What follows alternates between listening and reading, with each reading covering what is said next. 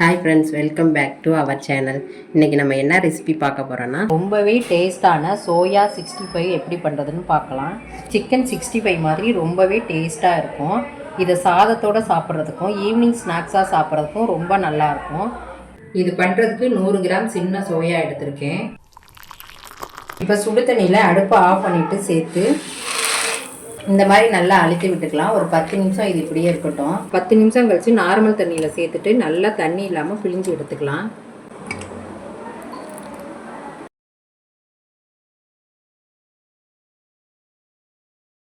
நான் சின்ன size soya தான் எடுத்திருக்கேன். நீங்கள் பெரிய சைஸ் சோயா கூட எடுத்துக்கலாம், நல்லாயிருக்கும். இப்போ இது கூடவே கார்ன்ஃப்ளவர் மாவு 1 ஸ்பூன் சேர்த்துடலாம். அரிசி மாவு 1 ஸ்பூன், 2 ஸ்பூன் சிக்கன் 65 மசாலா சேர்த்துடலாம்.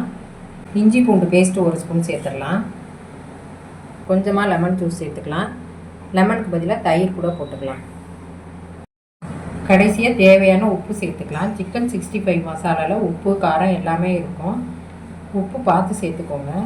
இப்போ இதை நல்லா கையை வச்சு பிசைஞ்சிக்கலாம்.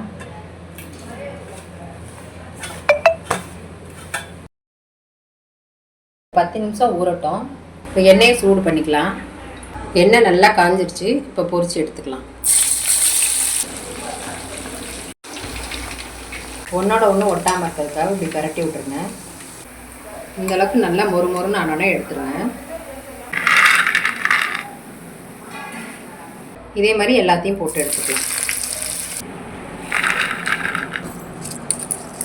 சூப்பராக ரெடி ஆகிடுச்சு பாருங்கள், நல்லா கிறிஸ்பியாக. இந்த ரெசிபி உங்களுக்கு பிடிச்சிருந்தா லைக் பண்ணுங்கள், ஷேர் பண்ணுங்கள், கமெண்ட் பண்ணுங்கள்.